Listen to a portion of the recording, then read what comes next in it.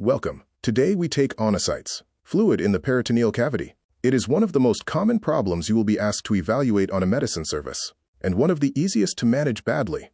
We will follow one patient from the moment her abdomen starts to swell, through the needle, through the fluid results that make her diagnosis, through her diuretics, and then through the infection that brings her back.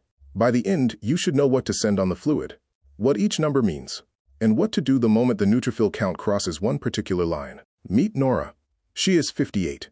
She has cirrhosis from metabolic dysfunction-associated steatotic liver disease, diagnosed 2 years ago. For 3 weeks her abdomen has been swelling. She is 12 pounds up on the scale. She cannot lie flat without feeling breathless, and she is full after a few bites of dinner.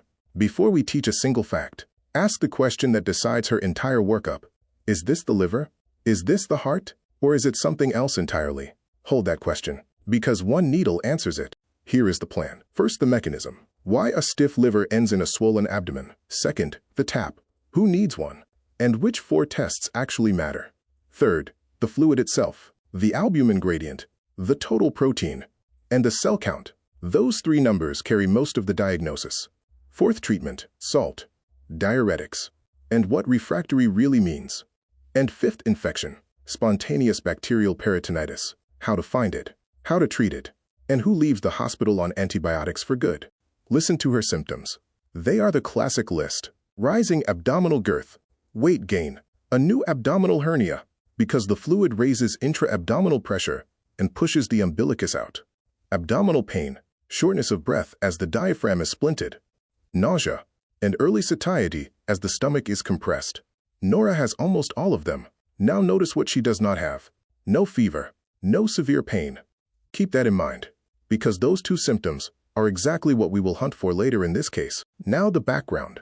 Her cirrhosis was diagnosed 2 years ago. She has type 2 diabetes and obesity, the drivers of her liver disease. She takes lisinopril for blood pressure, and ibuprofen most days for her knees. Hold on to those 2 medications. They come back when we talk about diuretics. She has never had paracentesis and never had an infected fluid, which matters when we reach prophylaxis. Every line in a history like this is either a cause, a complication, or a contraindication. On examination, her abdomen is tense and distended. Her flanks are dull, and the dullness shifts when you roll her. She has irreducible umbilical hernia. Her sclerae are yellow. She has no asterixis, so her brain is clear for now. She is afebrile, and her blood pressure is 104/62, which is her baseline. Patients with cirrhosis run low. Nothing here is subtle, but the physical examination has real limits, and those limits are worth knowing before you rely on it. Before the needle, the mechanism, because everything we do later is aimed at one step in this chain. If you understand why the kidney is holding on to salt, the salt restriction makes sense. The choice of diuretic makes sense, and so does the reason certain very common medications are forbidden. Let us build the cascade one arrow at a time. Follow the arrows. It starts with portal hypertension, a pressure gradient across the liver above 5 millimeters of mercury. That pressure triggers the release of nitric oxide and prostaglandins. Those dilate the splanchnic circulation. Blood pools in the vessels of the gut, so the effective arterial volume falls. The body cannot tell the difference between pooling and bleeding. It responds the only way it knows. The renin-angiotensin-aldosterone system and antidiuretic hormone switch on. The kidney holds on to sodium and water. The patient becomes volume overloaded, and the fluid lands in the peritoneum. Not all ascites is a pressure problem. In malignant and inflammatory ascites, the fluid leaks. Proteinaceous material weeps from tumor deposits on the peritoneum, or from intra-abdominal structures that are inflamed, infected, or ruptured. There is no portal hypertension anywhere in that story. And the difference is not academic. It changes what the fluid looks like when you send it to the laboratory. Remember these 2 mechanisms. In a few slides, one number will tell you which of them you are dealing with. 2 numbers to fix the significance of this diagnosis. About 60% of patients with cirrhosis develop ascites within 10 years. And it is most often the first decompensating event, meaning the first complication of raised portal pressure to appear. So the day a patient with cirrhosis develops ascites is the day their disease changes category. They are no longer compensated. Their survival curve bends, and the transplant conversation moves closer. Treat new ascites as the milestone it is. Here is the honest performance of the physical examination. Flank dullness needs roughly 1,500 milliliters of fluid before you can find it. Its sensitivity is about 80%. Shifting dullness is about 75% sensitive. So a normal abdominal examination does not exclude ascites. Ultrasound detects as little as 100 milliliters. That is your test when you are unsure. And computed tomography or magnetic resonance imaging will also help you work out the cause. In Nora, the examination was obvious. In many of your patients, it will not be. Now, the part of this lesson that changes your practice. The paracentesis. Residents hesitate over this procedure far more than they should. So let us settle who needs one, how safe it actually is, and what to send, because the fluid answers questions that no scan and no examination can answer. The rule is simple. Tap every patient with new ascites, and tap every hospitalized patient with cirrhosis and ascites, even the ones admitted for something else entirely. The complication rate is low, about 1% hematoma. And here is the part that stops people. Prophylactic fresh frozen plasma, or platelets, do not reduce bleeding complications. So an abnormal clotting study or a low platelet count is not a reason to skip the tap. Withholding the needle is far more dangerous than the needle. 4 tests carry most of the value. A cell count. The neutrophil count decides whether the fluid is infected. An albumin, paired with a same-day serum albumin, it gives you the gradient. A total protein, which separates cirrhosis from cardiac ascites and flags the risk of infection. And a culture. Inoculate blood culture bottles at the bedside, both aerobic and anaerobic. 10 milliliters into each bottle. That technique alone raises your yield. And draw them before antibiotics whenever you can. This is the most useful calculation in the whole workup. The serum ascites albumin gradient. Take the serum albumin in grams per deciliter. Subtract the ascites albumin. Draw them the same day. If the gradient is 1.1 or higher, the patient has portal hypertension, with about 97% accuracy. If it is under 1.1, this is not a pressure problem, and you look elsewhere. And here is the nuance. About 5% of patients have portal hypertension, plus a second cause. In those patients, the gradient is still 1.1 or higher. When the gradient is high, sort the causes by where the block sits. Before the sinusoid, portal or splenic vein thrombosis, schistosomiasis, sarcoidosis, and rarely early primary biliary cholangitis. At the sinusoid, cirrhosis, which is most of your patients, acute hepatitis, including alcoholic hepatitis, and malignancy such as hepatocellular carcinoma or metastases. After the sinusoid, right-sided heart failure, from constriction or tricuspid regurgitation, Budd-Chiari syndrome, and sinusoidal obstruction syndrome. When the gradient is low, think in 4 categories: malignancy, peritoneal carcinomatosis above all, chylous ascites from a lymphoma, which shows a high triglyceride level, and Meg syndrome from an ovarian tumor, infection, tuberculosis, and chlamydia or gonorrhea causing the Fitzhugh-Curtis syndrome, inflammation, pancreatitis, a ruptured pancreatic, biliary, or lymphatic duct, bowel obstruction, and serositis in lupus, and the low albumin states, nephrotic syndrome and protein-losing enteropathy. Notice that these are the leaking mechanisms we described earlier. Once the gradient tells you portal hypertension, the total protein tells you which kind. Under 2.5 grams per deciliter points to cirrhosis, 2.5 or higher points to cardiac ascites. A failing right heart pushes a protein-rich fluid across. If you are unsure, send a fluid-brain natriuretic peptide. And now the number that matters most for the rest of this lesson. A total protein under 1 gram per deciliter is associated with a higher risk of spontaneous bacterial peritonitis. That single value will help decide who leaves the hospital on antibiotics. Now the cell count. Normal acidic fluid contains up to 250 polymorphonuclear cells per cubic millimeter. At or above 250, you assume infection. One correction, a traumatic tap that brings back blood will skew the count. Red cells carry neutrophils along with them. So subtract 1 polymorphonuclear cell for every 250 red cells. Then read the corrected number. That correction stops you from treating a bloody tap as an infection, and it stops you from missing a real one. Beyond the core 4, send an amylase if you suspect pancreatitis or a perforated gut. Send a bilirubin if the fluid is dark brown. That suggests a bile leak or a proximal intestinal perforation. Send triglycerides if the fluid looks milky. That is chylous ascites. Send a brain natriuretic peptide when heart failure is still on your list. And send cytology when you suspect peritoneal carcinomatosis. 3 separate samples give you about 95% sensitivity. One more pattern. Infected fluid tends to show a low glucose and a high lactate dehydrogenase. Here are her results. Serum albumin 2.8, Ascites albumin 0.9. The gradient is 1.9. So she has portal hypertension. Her total protein is 0.8 grams per deciliter, under 2.5. So this is cirrhotic ascites and not a cardiac one. And under 1, which means she is primed for infection. Her neutrophil count is 90, below the line, and her culture stays negative. So today she has uncomplicated cirrhotic ascites. Remember that protein of 0.8. It comes back to haunt this case. Now treatment. And the first thing to say is that treatment depends entirely on the mechanism. If the ascites is not from portal hypertension, you treat the underlying cause. Tuberculosis, malignancy, nephrotic syndrome. Diuretics will not rescue those patients. For portal hypertensive ascites, the plan has 3 parts: salt, diuretics, and a list of drugs to stop. Salt comes first. Restrict sodium intake to 1 to 2 grams a day. This is the intervention patients underestimate and clinicians underexplain. Diuretics cannot outrun a high-salt diet. Free water restriction is a different question. You restrict water only when the serum sodium falls below 125. Otherwise, let them drink. Then weigh them every day. Same scale, same time. That weight trend is your best measure of whether any of this is working. And send them to a dietitian. That referral is not optional. Now the diuretics. Use spironolactone, with or without furosemide, in a 5:2 ratio. 100 milligrams of spironolactone with 40 milligrams of furosemide is the usual pair. Uptitrate them together as able. The ratio is what keeps the potassium steady. Aim for a diuresis of about 1 liter a day. Any faster and you threaten the kidney. And here is a check almost nobody does. A urine sodium to potassium ratio above 1 implies effective natriuresis.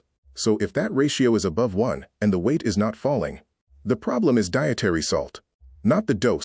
3 classes of drug come off the list in cirrhosis. Non-steroidal anti-inflammatory drugs, angiotensin-converting enzyme inhibitors, and angiotensin receptor blockers. All 3 are avoided because they interfere with diuretic action. The anti-inflammatories blunt the renal prostaglandins these patients depend on. And the blood pressure agents lower a pressure that is already low. Now look back at Nora. She takes ibuprofen most days and lisinopril daily. 2 of the 3. Stopping them is part of her treatment, not an afterthought. Some patients stop responding. Refractory ascites is defined in 2 ways. The first is diuretic resistance. The patient is on a 2-gram sodium diet, on maximum diuretics, and still loses minimal weight. The second is diuretic intractability. You cannot reach the dose because complications stop you. Acute kidney injury, a sodium below 125, a rising potassium, or encephalopathy. This happens in 5 to 10% of patients, and the prognosis is sobering. 2-year survival is about 25%. That number should start a transplant conversation. Beta blockers are a running argument in this population. The evidence for stopping them is genuinely conflicting. So do not stop them reflexively. Do stop them when the patient tells you to. A systolic blood pressure below 90, a mean arterial pressure of 82 or less, a serum sodium below 120, acute kidney injury or hepatorenal syndrome, spontaneous bacterial peritonitis or sepsis, severe alcohol-associated hepatitis, or a patient you cannot follow closely. And when low blood pressure is the thing limiting your diuretics, you can add midodrine. When diuretics fail, you take the fluid off directly. Serial large volume paracentesis. Large volume means removing more than 5 liters. And when you do, replace with albumin, 6 to 8 grams of albumin for every liter removed. That is per liter of the whole tap, and the 5-liter mark is the trigger for replacing at all. That colloid replacement lowers the risk of post-paracentesis circulatory dysfunction and possibly lowers mortality. Now, one hard rule. Avoid large volume paracentesis when spontaneous bacterial peritonitis is present.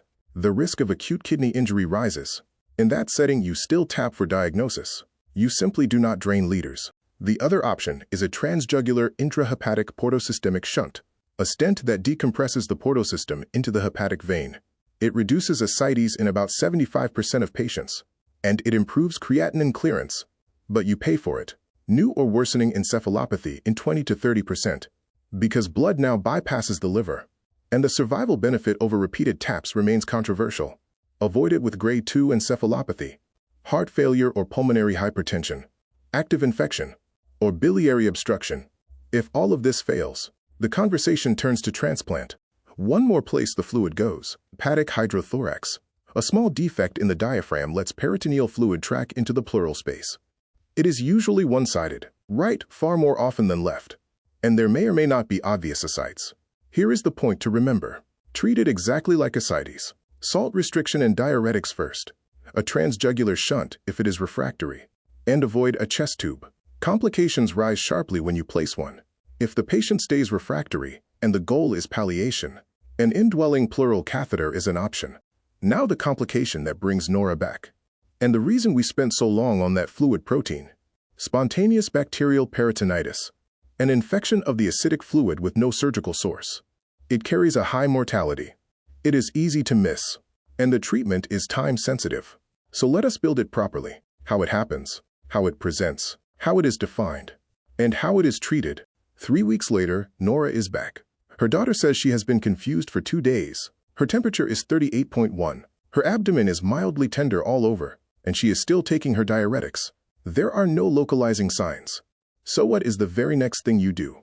Not a scan, not a broad antibiotic ordered from the hallway. The answer is a needle, and the reason why is coming up. Here is the mechanism. Gut bacteria translocate out of the bowel and reach the acidic fluid.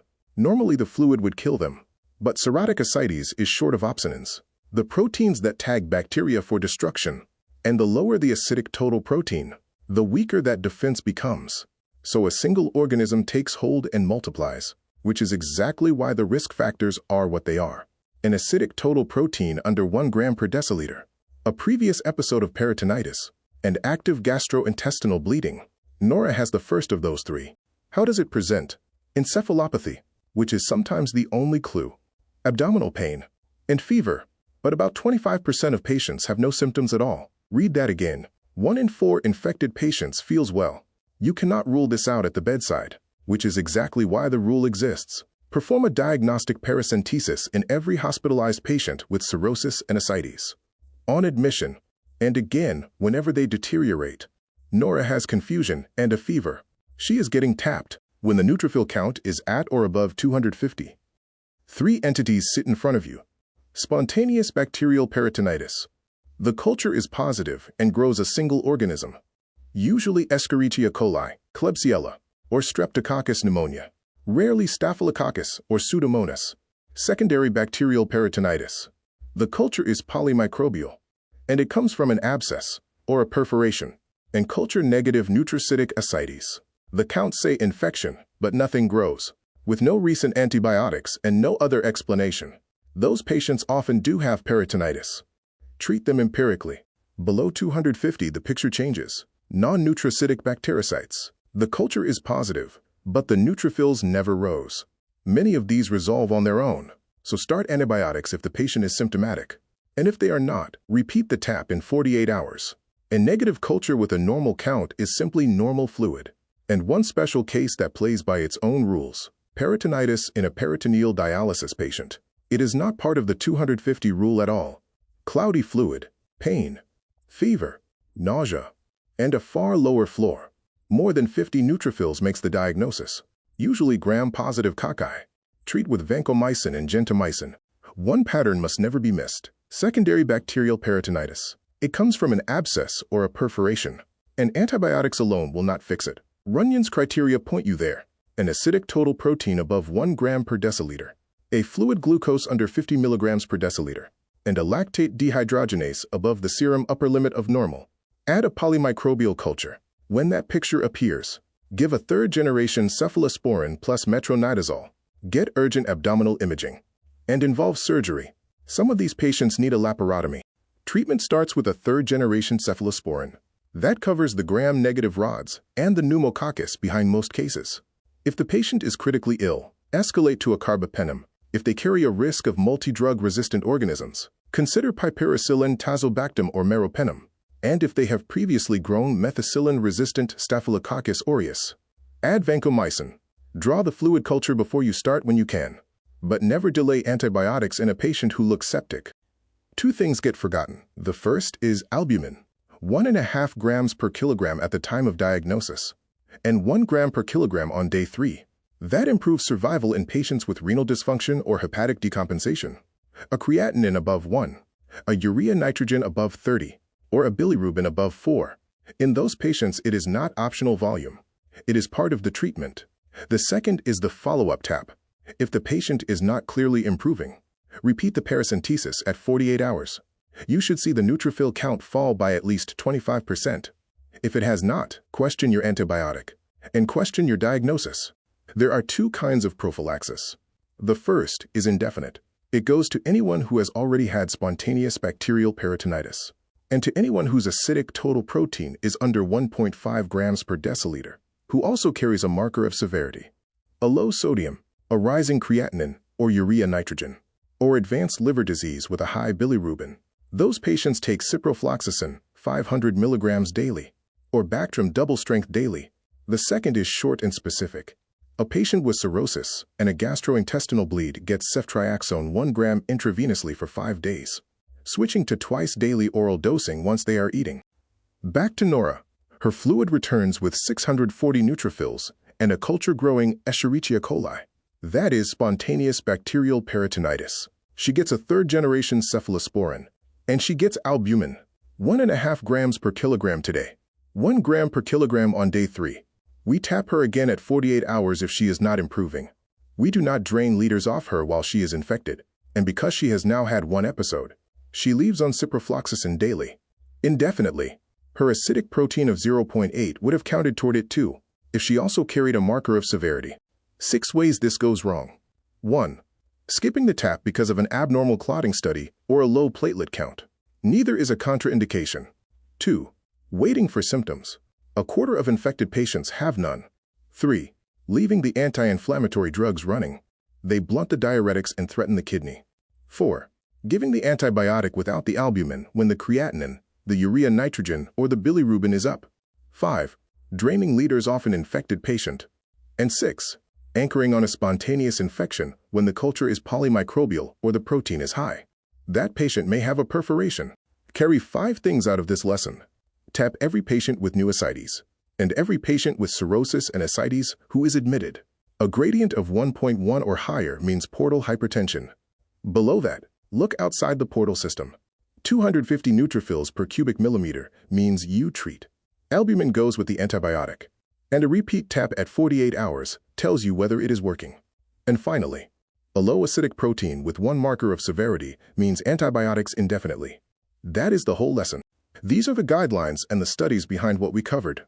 The American Association for the Study of Liver Diseases practice guidance from 2021 anchors most of the management. The bacterial peritonitis definitions come from the 2012 classification, and the albumin trial from 1999 is the reason albumin now sits beside the antibiotic. If you take one paper away from this lesson, take that one. Thanks for watching.